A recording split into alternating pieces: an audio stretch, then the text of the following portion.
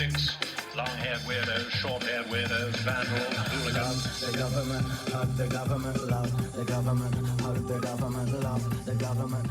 Welcome to The Politics Guys, the place for bipartisan, rational, and civil debate on American politics and policy. I'm Trey Orndorff, a political scientist at Oklahoma Christian University, and I'm joined by Ken Katkin, a professor of law at Chase Law School.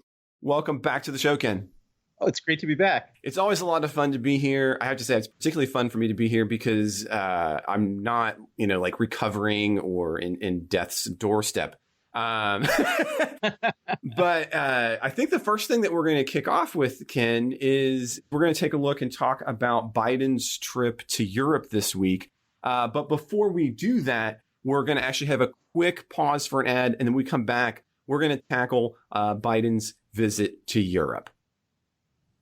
So, Ken, on Wednesday, Biden headed to Europe and kicked off a series of meetings. And this isn't going to be just something we can talk about this week. It's definitely going to be bleeding into next week, maybe in bigger part next week, because next week Biden is headed to Russia. And I think his meeting with Vladimir Putin is going to be a big issue. But of course, this week, the note was his meeting in the United Kingdom and his attempt to kind of restore that special relationship with the UK with Boris Johnson, which is probably a little bit uneasy in the sense that we've had the recent with the Brexit, whereas there might have been a little bit more commonality with Trump. And I think most of the trip has really been overshadowed in the United States by kind of that inside baseball take, arguing that this is a terrible time for a trip, given the state of Biden's domestic policy. Now, I know that we want to break down the domestic policy in a minute, but what do you think about the actual visit, and will it be able to have any kind of meaningful traction moving forward, given the spin that we're seeing on it in the United States? And in part, as a presidential scholar, it's a little surprising. Oftentimes, presidents get a little bit additional coverage and power when they go overseas, in part because presidents have more visibility and direct command in that role of international relations. But in this case, it doesn't seem that that's playing out for Biden. So I'm just kind of curious, is there much to be gained here, or is it all going to be subsumed, domestically speaking, by what's happening in the Senate? Well, I would sort of break that into pieces. The criticism that you're talking about is primarily, partisan criticism that I think in today's environment, it doesn't really matter what Biden does. Any day of the week, whatever he does, he's going to be subject to a lot of partisan criticism. In terms of whether it's actually a good time to go, yeah, I mean, it's a perfect time to go. For one thing, the G7 is actually meeting, so he should go there to go to the G7 meeting. For another thing, he's literally not needed in Washington. There's complete gridlock right now in the Senate. There's nothing happening legislatively. He rightly decided that it was time to pull the plug on the charade of infrastructure negotiations. What could he possibly be needed for in Washington right now? I think there's no better place for him to be than overseas. And finally, in terms of what he could actually accomplish, I don't know how much he could actually accomplish at these meetings, but I don't think that's so much because of the domestic situation as because of the legacy of Trump, which is mainly that our foreign partners, I think so much trust was shattered with them that there's limits to how much trust they would place in the U.S. or how much leadership the U.S. could exercise. And I think that is exacerbated probably by the fact that Biden, in common with Trump, has as one of his main foreign policy goals to try to generate more of a coalition against China. And I think that that's not something that Europe is especially interested in. So that certainly does pose a challenge in terms of getting things done. Well, I recognize that there has been partisan barbs at Biden, but the thing that struck me that I guess my question really more from was when I looked at all of the major newspapers that I read on a regular basis, the Wall Street Journal, the New York Times, the Washington Post. There were zero newspapers that did not put his visit completely in terms of what's happening on the domestic side. And I guess that's part of what surprised me, in that, again, oftentimes presidents get a little bit more press. And so in this case, I'm thinking actual press, not just the kind of the barbing, partisanship that we're talking about here, but the actual press. I mean, that was clearly the frame.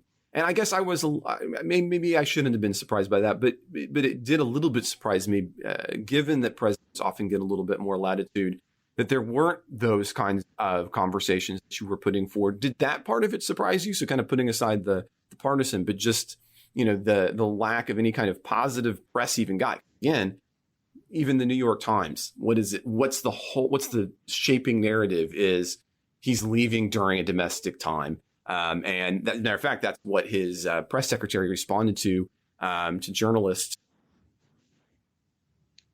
Well, I'm actually, when you said that, I just pulled up the New York Times' webpage, so I have it in front of me now. And the two main page one headlines both do concern his trip to Europe, but neither one of them mentions domestic politics. So the first headline, which is actually I was kind of relying on a little bit in what I said a few minutes ago, is America may be back in Europe, but how much has really changed? And it's mainly focusing on the challenges he's having there, given the changed attitudes about the United States that arose during the past 4 years. But it doesn't mention a single thing about domestic politics here. And then the other secondary headline says G7 leaders will pledge to donate 1 billion COVID vaccine doses. Here's the latest on their meeting. So I think that the news reporting that's actually coming out of the meetings in Europe is reporting what's actually happening in Europe. There was a lot of reporting yesterday about the New Atlantic Charter that he signed with Boris Johnson in the UK. So I think some things are getting done, and I don't really see that there's a downside to being in Europe now relative to being in America now. Let me throw that back at you. What do you think he should be doing in America if he was in America right now instead of in Europe? Now, in this case, I don't honestly think there's much that President Biden can do the U.S. I think that often there is over-reliance of expectation on what presidents can achieve. As a matter of fact, I think that's one of the reasons that we have more oftentimes dangerous presidential actions is an attempt to meet expectations that can't be met by presidents. We want things to happen rapidly. We want them to happen now. And that's how we end up judging presidents. And yet that's not generally what presidents can or ought to do. So in this case, I wouldn't actually disagree with your underlying assessment. And so my raising that point was not intended as a critique on Biden so much as a thinking about how perhaps Biden is not necessarily getting the same kind of boost that you would traditionally expect in kind of that aspect. So it wasn't actually a critique on the Biden. Okay, I see. Yeah, just on the U.S. politics, then all I would say about that is it's hard to get big boosts on anything right now because the public is very polarized, and but his favorability ratings do remain very high, and they may not have gone up very much because he's in Europe compared to where they were a week ago, but he's hovering around 60% favorability in a country that's pretty 50-50 in terms of its politics. So I certainly don't think this is hurting him politically. No, and the other thing is I wonder is about, let's put it this way. One of the things I'm curious to see is that internationally, we in the United States have had, and you would put it right, this is a time where maybe trying to repair some bridges that we've had, especially with Western Europe. And one of the reasons for bringing up Biden's meeting with Vladimir Putin for next week was I believe that what's happening right now is primarily kind of a buildup to repairing those relationships for having a different kind of talk with Russia than we would have seen with Trump. And so I'd love for you to talk into that a little bit as well.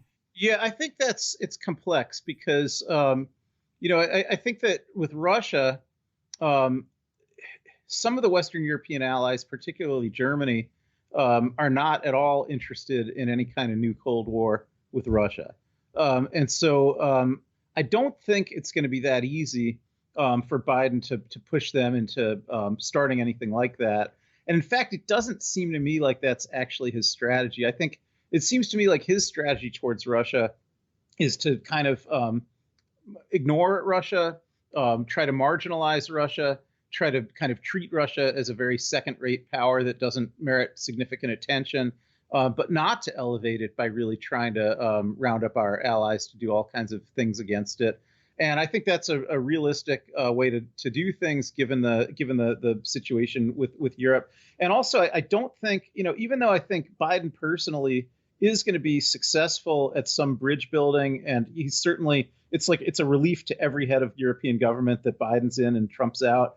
But nonetheless, the fact that Trump was president for 4 years, that Trump or someone like him could possibly be elected again in 2024, that the U.S. doesn't seem to have even been able to unify enough to even do something about the January 6th insurrection. I think all of these things contribute to really outweigh the relief that Europeans will feel that Biden is in office, and make them feel like they need to chart a more independent course. They can't go back to that American century of just being reliant on American leadership for everything. America has become too unreliable. And so I think they're happy that he's in, and they're hoping that they can work with him. But I don't think they're just going to follow American leadership on things that aren't in their own interest anymore. That's kind of a final follow-up there. Do you think that kind of the bipartisan anti-China policy that we've seen, and the bill that we've seen come out of the House and the Senate, is in part kind of hanging over the trip to Europe and what could or could not be done there? Yeah, he's not going to accomplish that much on China, and I don't know that he's even going to try that hard to accomplish that much on China. The idea that, then this is really one of the areas, Afghanistan being the other, I think, where the Biden foreign policy is the same as the Trump foreign policy. I think the U.S. kind of, really wanting to ratchet up some kind of hostility with China, as China both eclipses the U.S. as being the most important country in the world, and also, does some things that are somewhat threatening to U.S. interests. I think that's more of an issue for the United States than for Europe. And I think, Europe is, they're not the most important country in the world, so they're not as caught up in the competition about whether it's going to be the U.S. or whether it's going to be America. They get along a little better with. You mean the U.S. China? U.S. or China? Yeah, okay. Yeah, that's what I'm saying. Yeah, sorry, thank you. Yeah, the U.S. doesn't want to lose its world primacy to China. But that's more of an issue for the U.S. than for Europe. Europe doesn't have that primacy anyhow. Europe wants to, trade with China, and they do trade a lot with China. I just think that they don't want to get swept up in any kind of new Cold War, and I think Biden's realistic enough about that that he isn't really going to press very hard. I think this is more like kind of this visit on that is more about just trying to have conversations with Europe and see what kinds of measures they might be open to going forward. But I don't think he's going to come back with any kind of actual accomplishments on China.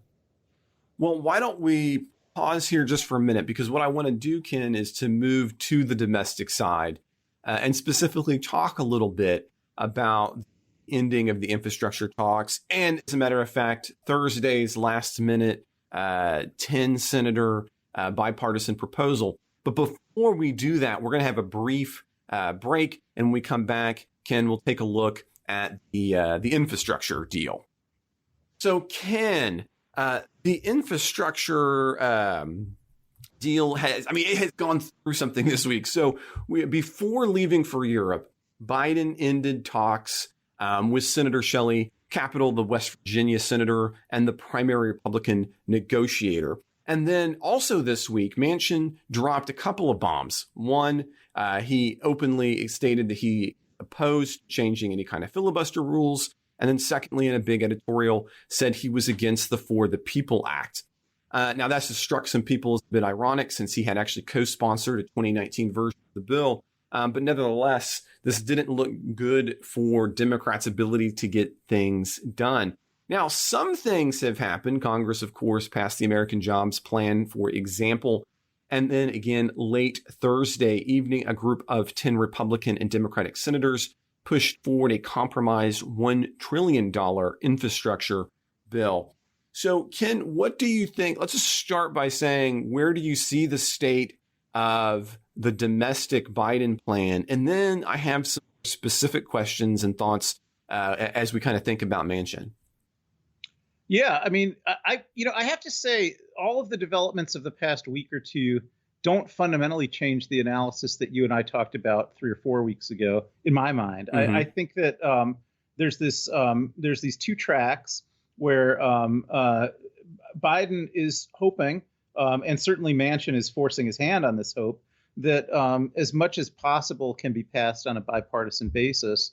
And even a month ago, there were a handful of chunks of this that were already passed on a bipartisan basis, like the water infrastructure component of it was already passed on a bipartisan basis. So I think to the extent that anything can be passed on a bipartisan basis, that's being pursued.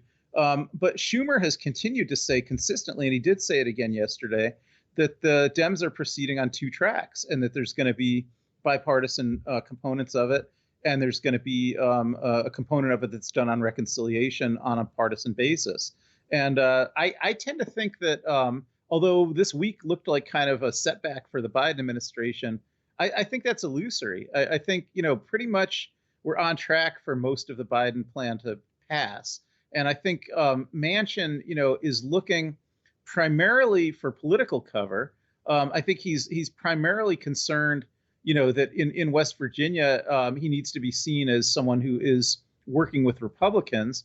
And to the extent that he can actually, pull together groups, and he must have played a key role in that group of 10 that came together yesterday, and get things done on a bipartisan basis, that's going to look very good for him. But ultimately, I do think he's going to give his vote to the Dems on whatever's left over to be done in reconciliation as well on the spending side. Now, probably not on the For the People Act, which you mentioned, but the spending side stuff can all be done on reconciliation. The parliamentarian has already ruled that. So that could be done on a partisan basis without changing the filibuster rule. Well, as a matter of fact, if we go back 4 weeks, as you had noted, one of the positions that you had took was that you thought that Democrats thought that Biden should take the point of bipartisanship, in the sense of saying, here's an opportunity to become part of our bill, but we're not going to fundamentally change what we're doing moving forward. Do you still see that as being, so when you talk about Schumer and the ability to get Manchin on board with reconciliation, do you still see that as being the kind of the ultimate bipartisanship in that sense, Ken? Yeah, that's what I think is coming. Now, I'm not saying that the entire $4 trillion bill is going to get through. It could be less, but I think we're going to see 2 to 3 trillion actually coming through, and Manchin voting for all of it. So yeah, I fundamentally think that's where we are. That all of this is coming, and some parts of it may come through ordinary, regular order on a bipartisan basis and get enacted with a filibuster-proof majority, including Republican votes. But I think the majority of the Biden proposals are not going to get enacted that way, but they're going to get enacted anyhow. I think that's all the same as 3 or 4 weeks ago. So now I want to talk about one particular aspect of the passing, because again, Manchin and increasingly maybe 1 or 2 other Democratic senators have kind of taken on that centrist role or that switch role. I know there's a lot of different terms for that. But I know that this kind of breaking with the Democratic agenda, for example, on the For the People Act, has led to a lot of hand-wringing on the left against Manchin and others. And I was curious about your take on something that I have been kind of pondering and thinking about in terms of passing these bills. It seems to me a little bit ironic, the desire for Democrats to want all of the Democrats to completely go along with the singular agenda, because isn't that kind of precisely what Democrats have been railing against on the Republican side of the aisle, effectively?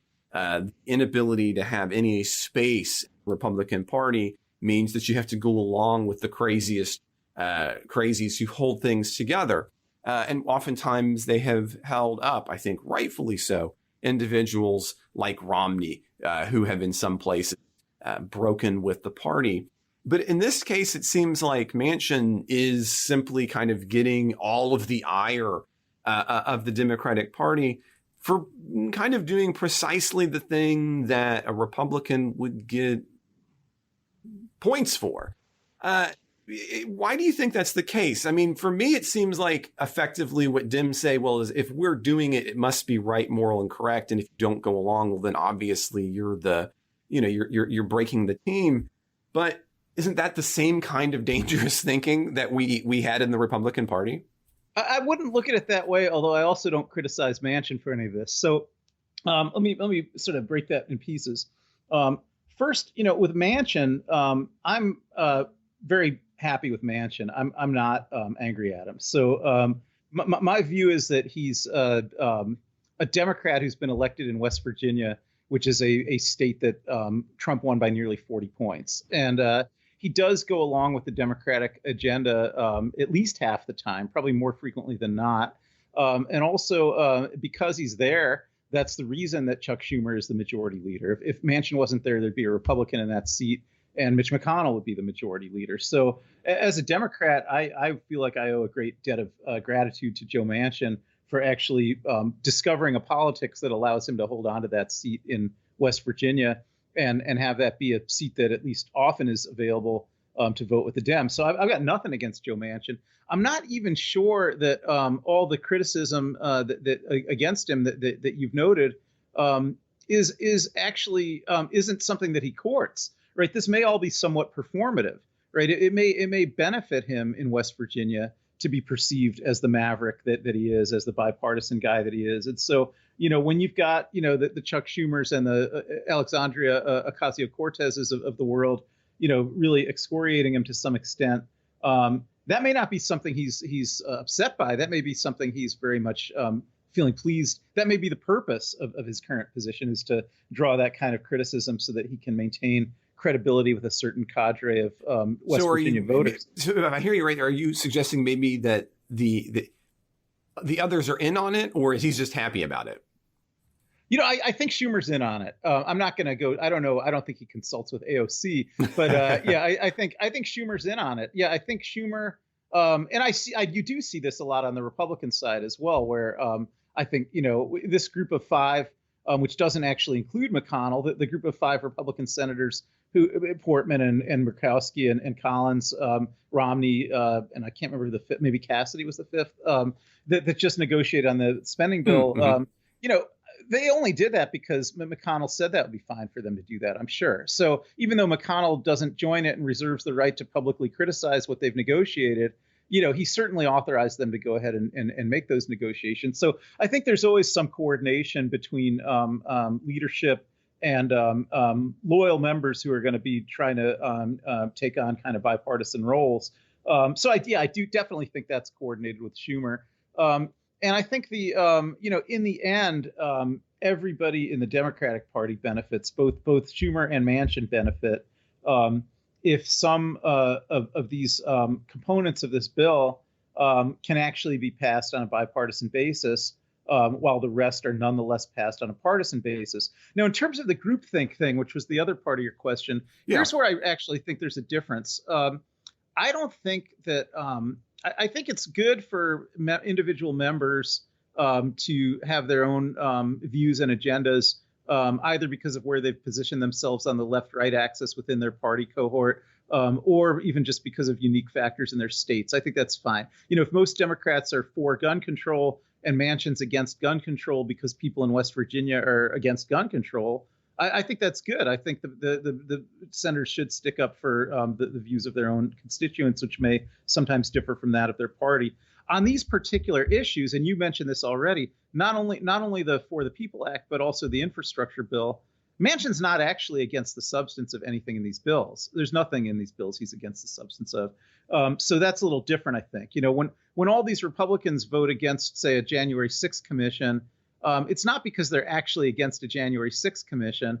It's just because they're supposed to maintain not break ranks, right? They've been instructed to vote that way. And in Manchin's case, I do think the reason I'm confident he'll end up voting, at least for the full infrastructure bill, is that he's basically for it, and his constituents are basically for it.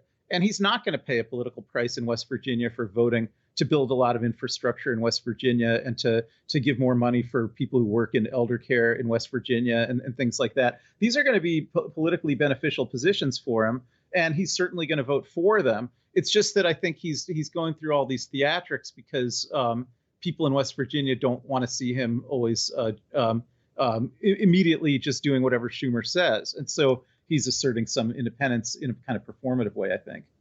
Well, I guess I want to take each of those a little bit because I was genuinely kind of curious about how you'd answer that. Now, on the performance side, I want to start there because I can see and I have thought about that in those terms. Well, do you worry, though? I mean, I worry that the kinds of theater, the kinds of communication that we use in the more contemporary Congress leads to particularly poor outcomes and connections between voters, members of Congress, and the understanding of what actually is happening in Congress.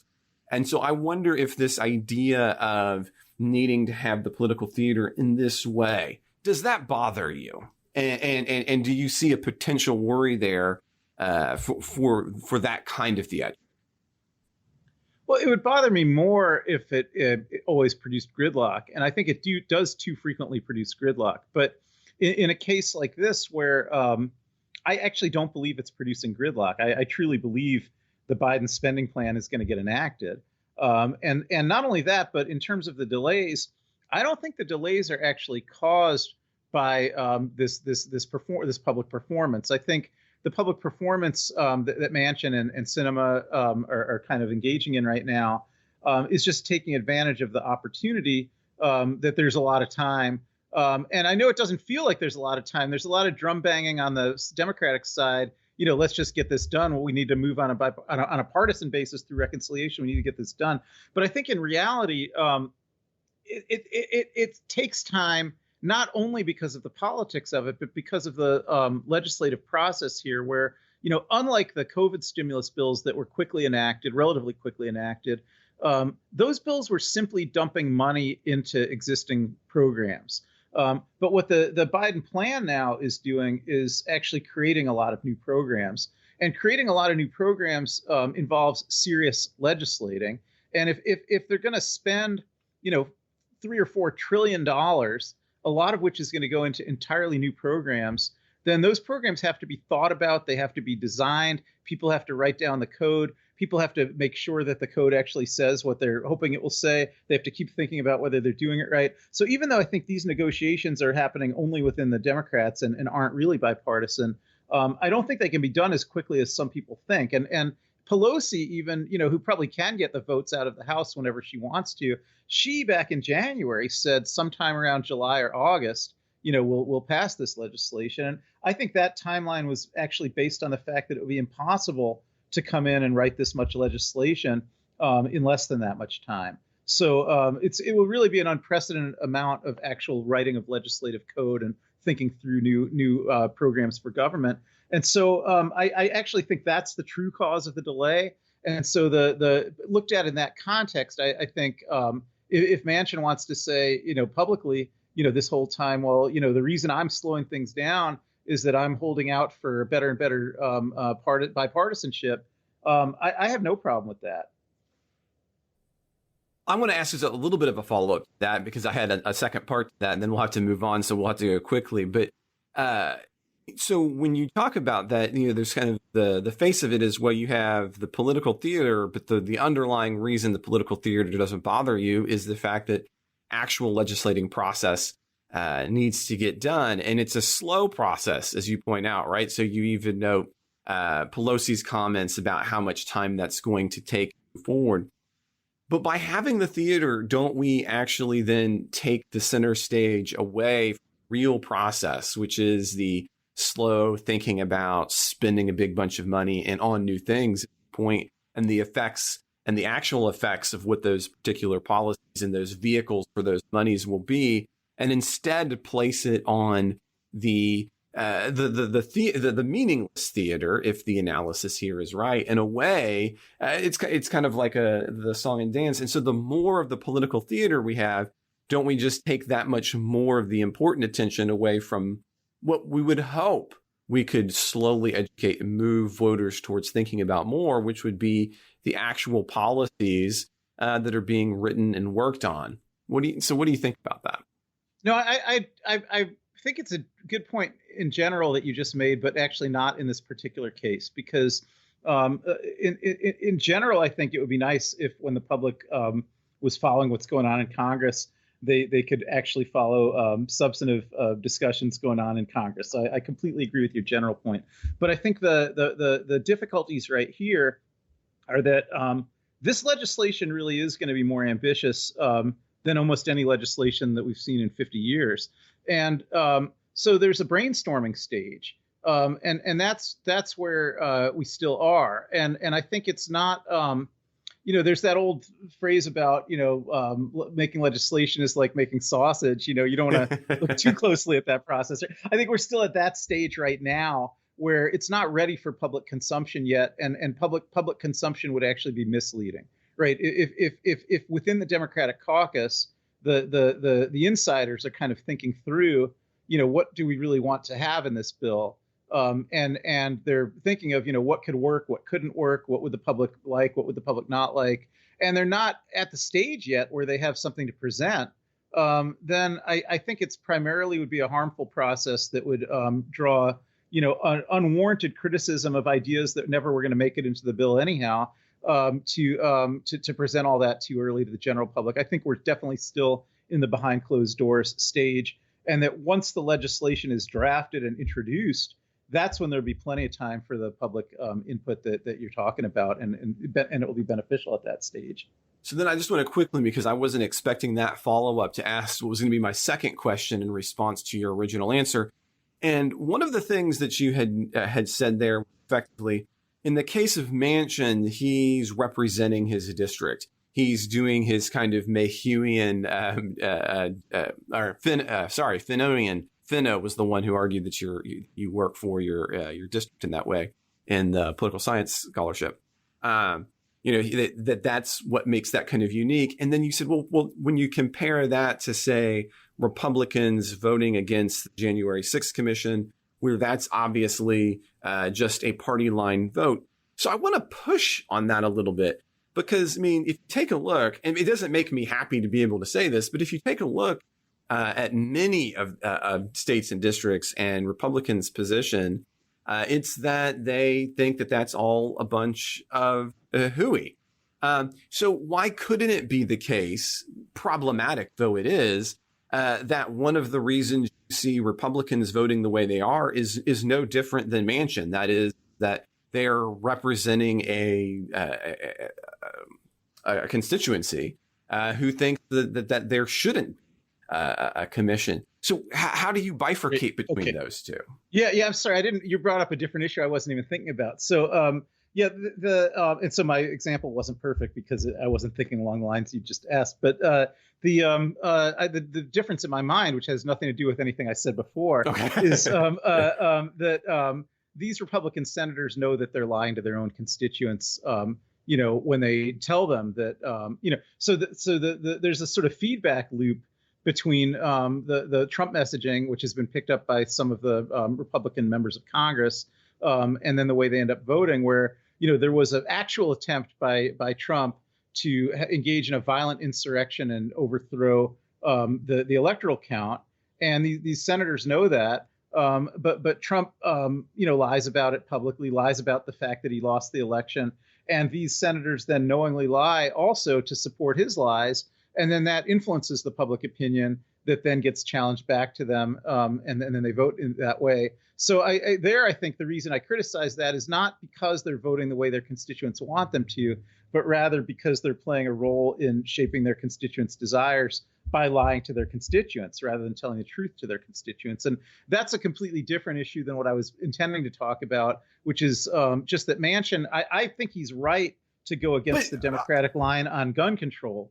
because I think that's not something where he's lying to his constituents or they're lying to him. They have different preferences on gun control than most Democratic constituents have. And so I don't think you're going to see gun control legislation passing, despite the horrific spate of shootings recently, because there's not enough Democratic votes to do it, because Manchin, I think, is rightly aligned with his own constituents. But all I'm saying on the spending, and this is all I really meant to say, is that his constituents are actually for the spending. So there's no reason for him not to vote for it. Okay. Well, sometime maybe we'll have to come back and circle around. I think one of the things that I'm kind of maybe driving at too circuitously is to say that I worry that the kind of political theater that you're positing for like the Schumer to Manchin is, while degrees different from the kind of feedback loop of the January 6th insurrection, on that spectrum in a way that worries me, in the sense that as you move forward, it continue to move in that direction. And so that's why I was interested in kind of following back around from that. But I recognize that's big. That's a big topic there. Before we leave it, because I think now I see where you're going. It's a very interesting discussion. I hope we'll fully have this discussion on a different show. But one question I'd ask to you to think about is, let's turn the clock back about 70 years. So Dwight D. Eisenhower when he's president, wants to build an interstate highway system, and clearly wants to build it primarily for purposes of both the immediate fiscal benefit that the process of building it will give to the country in terms of lots of jobs and things like that, and also for the long-term commercial benefits of having it. But he also is up against all these hawks, mainly in his deficit hawks, mainly in his own party, and tax hawks. So it becomes don't want to have that kind of So he sells it as being, well, we need this for civil defense, so we can land planes. We can land planes. We can move troops quickly around the country. If the Japanese would have succeeded in invading the West Coast, we'd want for all the troops in the whole country to have been able to drive quickly to the West Coast and things like that. Now, he knew for every minute of that wasn't the primary purpose of building the interstate highways. And I guess my take on that is if that's what he needed to do to sell it, and he knew it was in the best interest of the country, that's more or less okay. And that's kind of the way I'm thinking about this Manchin thing. But I wonder what you think about Eisenhower using that rhetorical strategy to get the interstates built. In all honesty, I have long been uncomfortable, although I recognize the political necessity at times of the ends justifying the means mechanism. And because, again, what worries me about it is that if we consistently do it repeatedly, in other words, if you think of an institutional system and where we do it over and over again. So I kind of like that you wound the clock back 70 years, right? I don't know if any one of these particularistic instances in and of itself harms something, and you probably get a lot of good out of that particular moment. But does it end up kind of corrupting the system little bits at a time? So, in my thinking, one of the big pieces of presidential scholarship is the idea that presidents are not just bound by the institutional structure at the outset of anything. As a matter of fact, no institution is, but rather by the precedents that build up over time. And so you have to cumulatively understand and think about those precedents. And little movements in each presidency oftentimes don't have immediate impacts 70 or 80 years ago, but you begin to see potential outcomes of them as they are built upon slowly 4-year cycles at a time. So when you talk about something like Eisenhower, I think oftentimes the hope is to be able to say, well, I recognize there was a need. Dwight Eisenhower had to do what he had to do. And so the ends justify the means. But he also creates a presidential precedent. And that presidential precedent is then built upon by future presidents. Presidents don't start from a blank slate. They're starting from that pile of precedents. And I think we oftentimes, because we're just kind of focused on the theater of the moment, we don't ask ourselves the important question, which is, in what small ways am I adding to or detracting from that pile of precedents? And so, again, I kind of like that you roll it back 70 years, because I wonder, okay, you use the ends justify the means for a good purpose, but as we continue to use it for more and more expansive purposes and more often, as that becomes more a part of the arsenal of the presidency to get things done, do we end up with institutional structures that can't contain a Trump? And that is partially my worry. So I hear what you're getting at, but my oftentimes worry is that in isolation, we do things that we actually would not want to see piled up collectively. And then we're shocked when we see the effects of having piled up those small precedents into a larger edifice of precedents, plural. Yeah.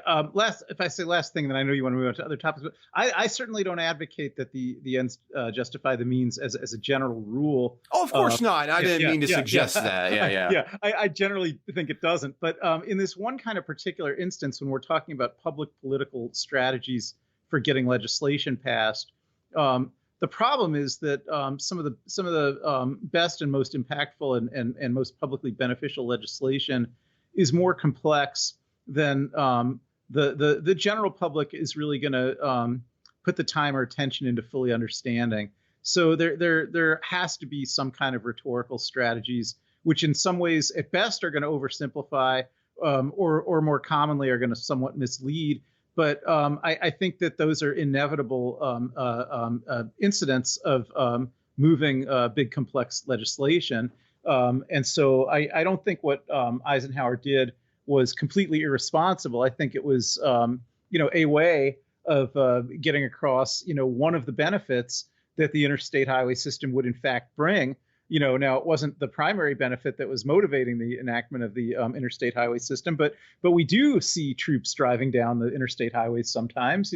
That is something that's possible because we have it. So I don't think he was lying. I think he was just focusing on something that may have been a minor benefit of a program that was really being adopted for other primary means and selling that. And I think that doesn't rely on saying, well, the ends justify the means, more than saying, I think what I mean to say is that I think that's a permissible and perhaps inevitable means that's not as bad as it might seem, when you're trying to present complex information to the public about legislation that actually will benefit the public. Well, and it's interesting that you put it that way, because in some ways I would agree with part of what you say there when you talk about some of the complexities of the public understanding particularly complex legislation. This is one of the reasons, we've had some space between us before over, matter of fact, a few weeks ago when we were talking about, is it a bug or is it a feature to have not purely democratic elements in a political institution system, right? And we had that conversation the last time we did the show, and although it wasn't the primary point of our conversation, there was some space between us in that you thought there ought to be some additional democracy, and I thought that some of that kind of Republican institutional non-democracy is the feature, not the bug, and we chatted about that.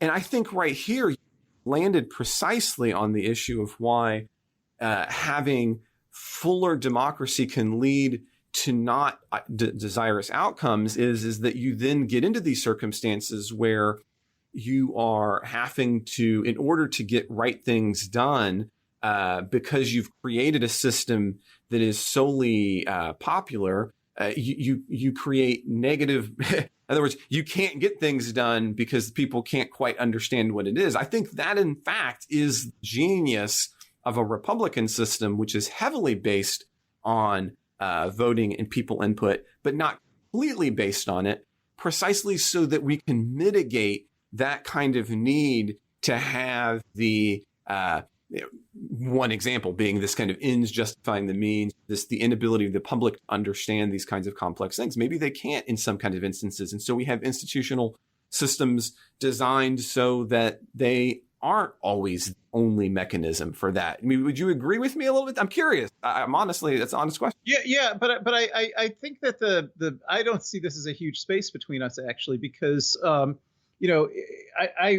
do agree with what you just said.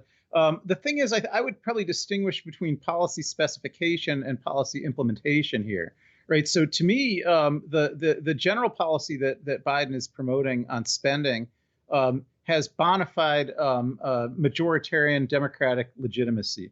Most Americans, and we're seeing numbers as high as 70% now, want to see massive spending on infrastructure right now. that will create jobs, that will improve infrastructure. And those numbers stay well into the majority range, even when you do include all the stuff like counting elder care as infrastructure and things like that. So I think the people can understand, do we want the government spending money on this? Do we want the government raising taxes on corporations? Do we want the government raising tax on people who make over 400,000? Those kind of questions the public can understand, and I'd like to see the government more responsive to public preferences. Now, the implementation questions of, what kind of programs do you need to create to actually spend trillions of dollars, and, how should that money be allocated? That's where I think you're getting beyond the ability of the public to, have meaningful supervision over how government goes about doing that. So I would like to see government, more responsive to the general preferences of the public, which I think is really what we talked about a few weeks ago, and not have built-in structures that can create permanent minority rule. But on the other hand, I don't think, every level of implementation, that it would be realistic in the nature of things to think about how responsive could that be to public opinion. Well, that actually is a perfect transition for talking a little bit about thinking about on inflation and what the public actually knows. But before we get to that, Ken, we're going to take a brief break. We're going to come back. We're going to kind of investigate what you're talking about a little bit closer and talk a little bit about reports of inflation this week. Everyone deserves nice things, but with all the markups in traditional luxury retail, high-quality goods can be awfully expensive. Quince is different. They're a one-stop shop for essential products with low design costs. They've got tees, hoodies, loungewear, pants and shorts, blouses, dresses, skirts. Unless you're a nudist, they've got something for you. And even if you are clothing optional, they've got home accessories, bedding, bath, decor, all sorts of good stuff. Quince finds the best factories and only partners with those committed to the highest production standards, fair wages, safety, and sustainability, which is particularly a big deal to me. And because Quince is shipping directly to you with no agents, stores, or other middlemen, you get great 100% factory direct prices on everything. I've been desperately in need of some new t-shirts, and I was really impressed by the price and quality of their organic Pima cotton selection. And my bath towels, honestly, are looking pretty ratty, too. So Quince's great prices on high-quality Turkish bath towels, they really caught my eye. Quality shouldn't be a luxury. You deserve it. So try Quince today. Get free shipping and 365-day free returns by going to onequince.com/politicsguys. Many of their collections sell out immediately, so don't wait. You can save hundreds of dollars on clothing and accessories by going to onequince.com/politicsguys. That's ONEQUINCE.com/politicsguys. So, Ken, we want to get back. Before the break, you had kind of, I think, a really great segue. You didn't realize at the time, maybe, but yeah, I think you had this really wonderful segue where you're talking about most people understand and know that they want spending, and that the actual space between is over what ought to be spent on. I'm not sure that I entirely agree. So let me kind of set that up, though. One of the other big stories this week was, and this is something that we had talked about a couple 4 weeks ago, inflation is ticking much higher than had been anticipated. Now, I don't often tout my own predictive abilities, but I will say that we had a couple of shows where I suggested that was in fact going to be the case and continue to be the case, at least term. And it appears to be. Outlets as wide as NPR, Reuters, and the Wall Street Journal this week have been reporting on it. Part of this, of course, is the pent-up demand combined with not enough things being produced. Oftentimes, this all heads back to computer chips. Everything from your car needs these chips. But despite Yellen this past week arguing that it might be temporary, the 5% inflationary increase for the 12-month period ending in May was the absolute highest it's been since 2008. And I think there's really absolutely no question that part of this most recent inflation is due to government spending and borrowing. Now, so while the precise magnitude can be difficult to matter, other factors, of course, play in on inflation as well. It's simple economics tells us the more of something there is, the lower its value. And in the United States this past year and last year, we printed money at one of the fastest rates ever. We poured more money in the economy than we ever had. So should we really be surprised, I asked, that we see inflation increase at accelerated rate? As a matter of fact, I'm going to go out on a little bit of a limb here and say I think Yellen is wrong. I don't think inflation is going to decrease because I think there's larger underlying factors, just the pent-up demand that are pushing it a little bit higher. And inflation rates will continue to rise. And this kind of gets back into the infrastructure bill. I think if we pour another $4 billion into the economy, this is unprecedented amounts of spending. We're going to see that inflation continuing into 2022 and probably 2023, again, depending on what actually gets passed. So, and it also depends on how much we pay or don't pay for it in taxes, something else that we've talked about in earlier shows. That will then both change and increase inflation and inflationary policies. So here's an example, Ken, where you say a lot of people want spending, and you're not wrong, right? I mean, I'm not going to argue with those. But people also don't want higher prices for their overall goods. And yet these two things go hand in hand. But I don't know if everybody quite always understands that. And so what do you think about, as we've kind of been taking on that question of representation, but at the same time thinking about infrastructure, thinking about inflation, thinking about spending? What do you think about that? Yeah, well, first, I also predicted inflation, so you and I agreed on that prediction. That was, in fact, it was different rates. That was where we disagreed only. Yes, you're right. I don't even think we disagreed on that. I thought there'd be high inflation.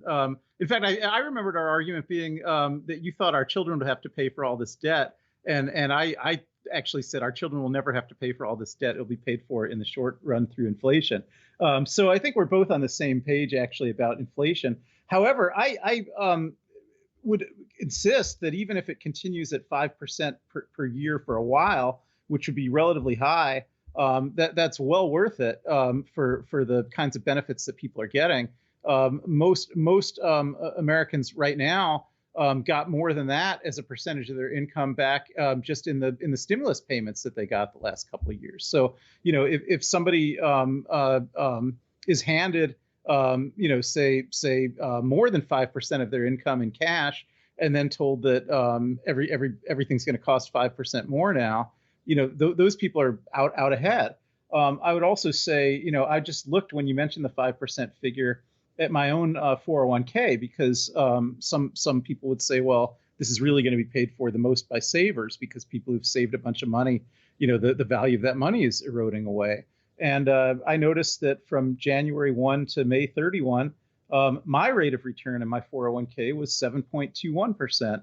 So that's, again, more than the 5%. So the general expansion of the economy that's happened as a result of all this spending, I think, has been good for people, at least for people who've saved in stock retirement funds. And the indications are that real estate is going up as well. So a lot of people who do actually have money saved and invested are not being harmed so much by this inflation. So I definitely think the benefits will outweigh the costs for some time if spending at the current rate continues to provide benefits to people that it has been over the last year, even if inflation continues at 5%. On the other hand, I don't think there's much chance inflation could continue at 5%. And Janet Yellen's very much in the mainstream of economic thinking here when she points out that there's a lot of other factors going on in the last month or two besides a lot of stimulus spending. And the primary thing being that the pandemic is suddenly under control, and there's just tons of pent up demand to spend on all kinds of things, and there's still supply chain problems because of the pandemic. So I think those kinds of issues, which must be contributing to inflation, are very short term. Now, government deficits can also contribute to inflation, but I don't think they're nearly the sole factor going into the current 5% that we're seeing.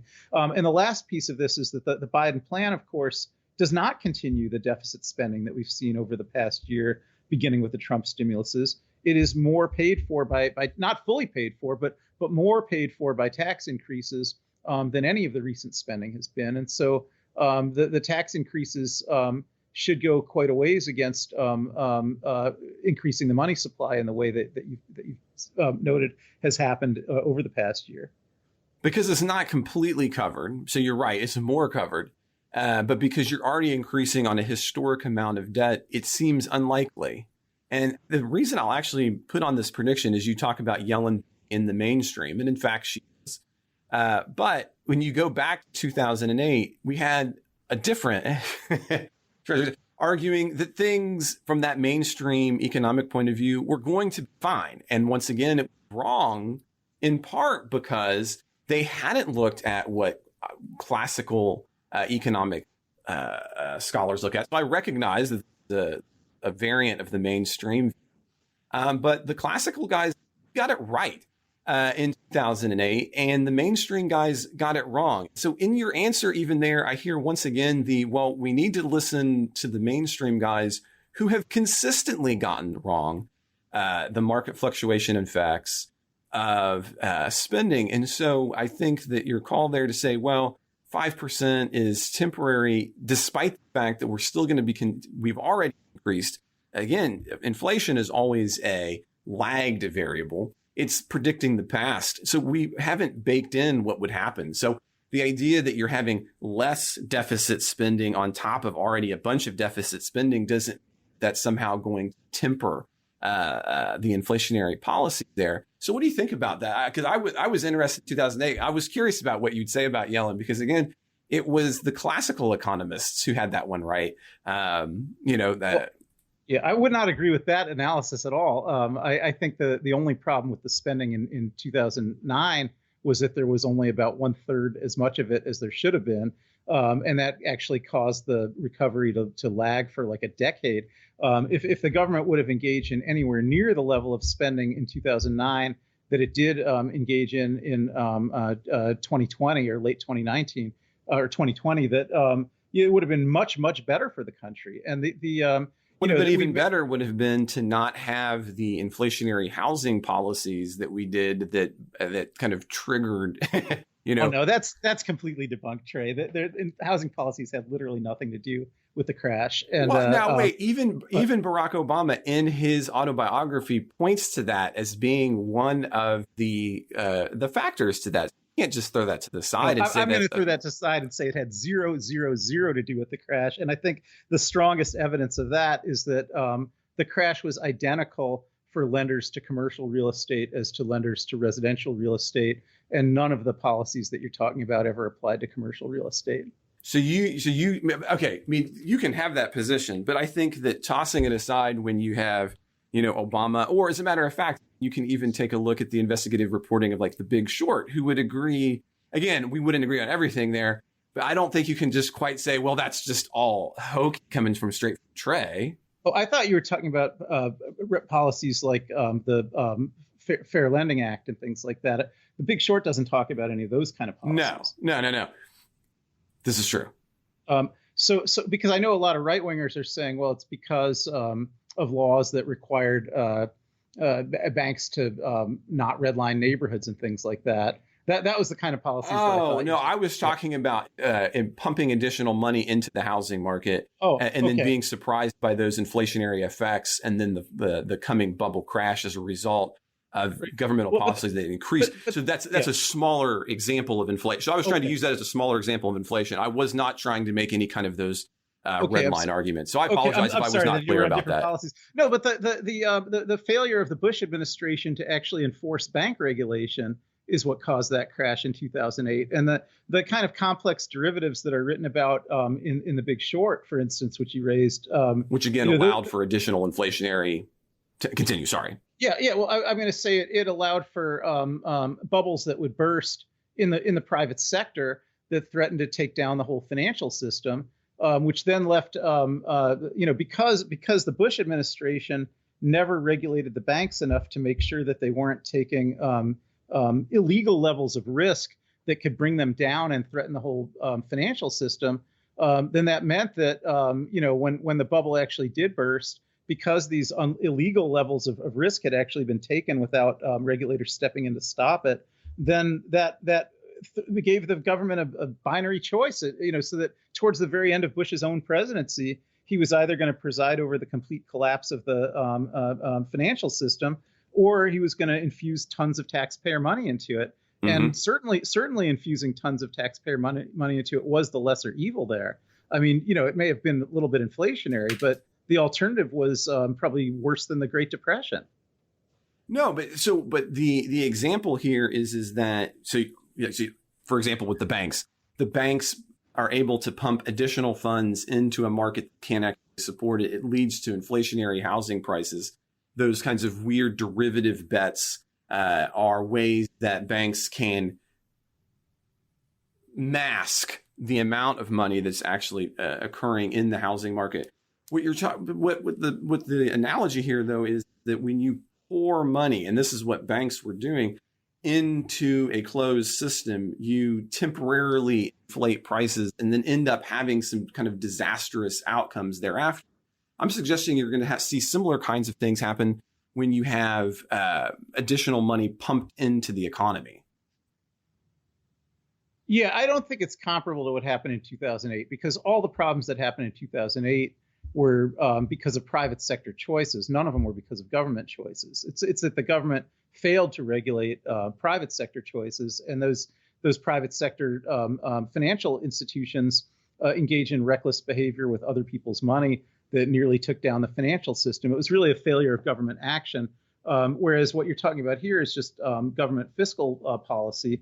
And I would say reckless fiscal policy. Yeah, you could call it reckless, but it can't cause really the kinds of systemic harms that the banking crisis of 2008 caused. At most, it could cause something like what we're seeing right now, which is unusually high inflation. And kind of the worst case scenario here is not that the whole system falls apart, but just that inflation continues at 5% a year for a while. But I think there's no. I would say comparatively, though, when you take a look at comparative economic studies, you can't say that the worst case is the 5% and it remains at 5%. Worst case is you see countries that move into much higher levels of inflation, double digits of inflation, extended over periods of 6 months or more, that have profound economic impacts. I think again, you're kind of minimizing the potential risk. Well, that would be literally impossible in the United States because the Federal Reserve System has the ability here to stop that kind of thing. And,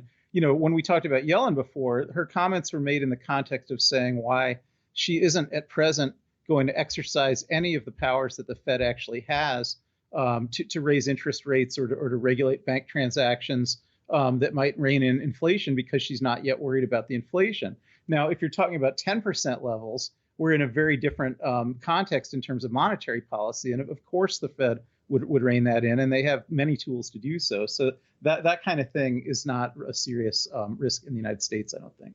Well, why don't we? I think we have some space there, so why don't we move forward to one last, because we're going long. We want to take a look at this past week. Of course, we did not get, Ken, any real 9/11 style investigation into the January 6th insurrection, but on Tuesday, 2 separate Senate committees released the most comprehensive government report yet on the security issues related to January 6th. Now, the focus in the documents are primarily on the shortcomings of the intelligence community and on its inability to predict the amount of in-life action from online chatter. Now, there were a lot of compromises potentially made because these were, in fact, bipartisan reports. And in order for the committee to report this, neither of them used the word insurrection, as I have done, for example, nor did it specifically look at any of the relationships to the actions online or off, and then offline to those taken of President Donald Trump at the time. But it did conclude that, quote, January 6, 2021 marked not only an attack on the Capitol building, it marked an attack on democracy, quote.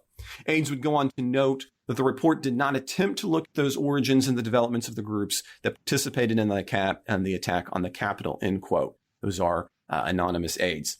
Now, the other thing that was, I don't know how much of this of either of the reports that you read, Ken, but in the appendix to both, as I had read pieces of it, rather large chunks of it, the first appendix, as a matter of fact, is Donald Trump's comments, his speech, if you will, prior to the insurrection. And I was again just struck by his speech.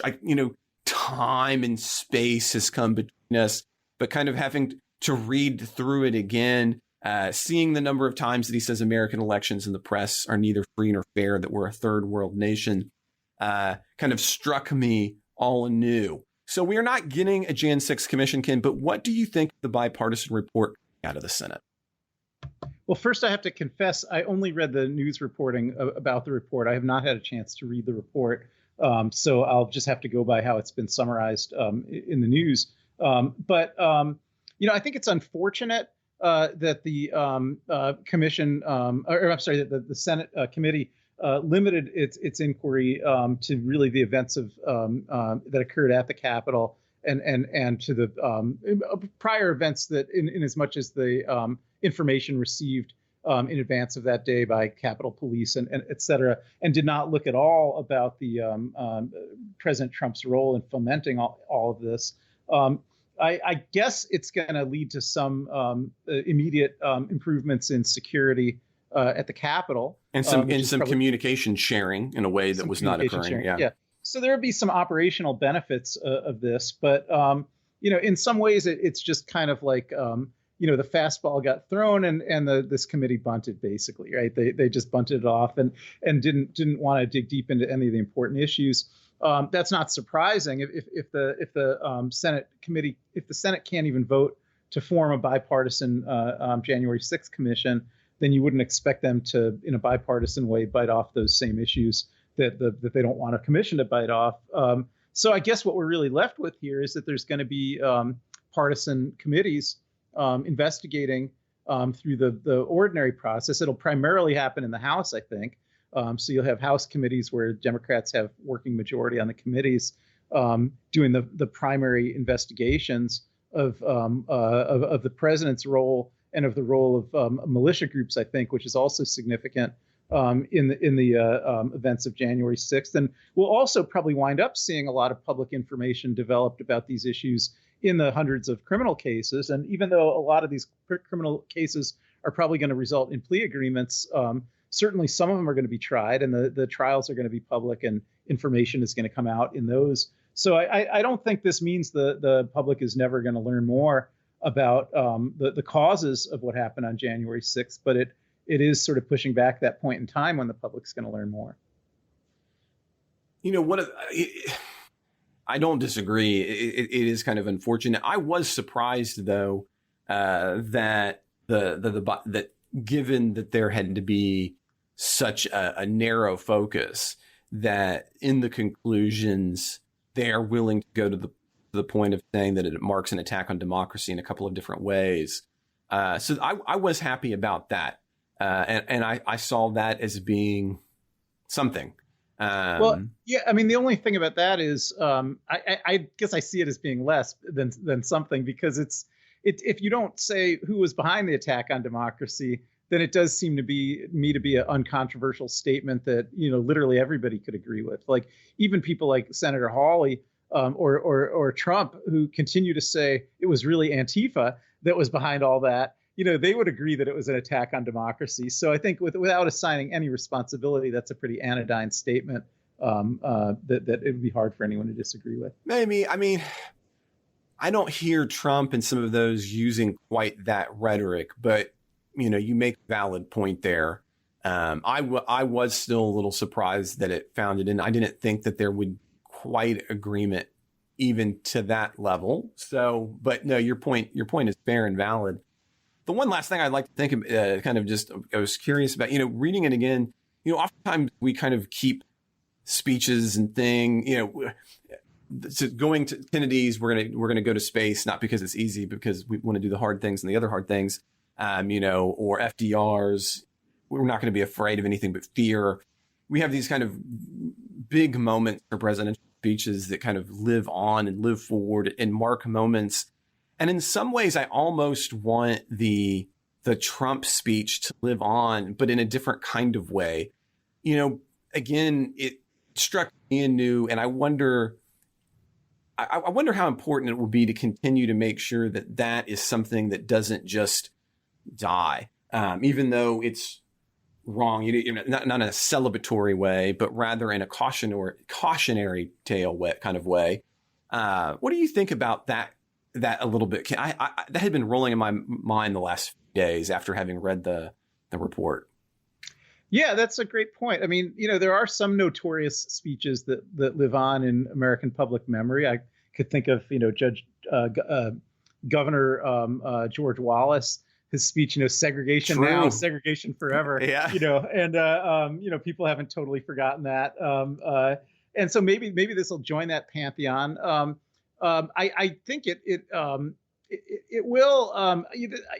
The very slowness of what's happening in Congress right now, in some ways, does work towards keeping these issues alive. It doesn't really kill them, right? Because as long as Congress fails to come up with a comprehensive report, fails to come up with a bipartisan committee, it just means that investigations are going to continue in a more random and haphazard and ad hoc type way through criminal cases or through partisan committees. So I think we'll keep hearing about this. Also, it is possible, although I don't really think it'll happen, that Trump will run for president again in 2024. And if he even enters the primaries, then I think that speech that you're talking about is going to appear in a lot of political ads that people are going to see on television, primarily from his opponents. Although who knows, maybe he would put them in too and take his benefit. So I think that at least in near-term memory, it'll probably stay alive. And I got to think it's going to make the history books. I mean, it's hard to predict, what people are going to be studying in high schools 50 or 100 years from now.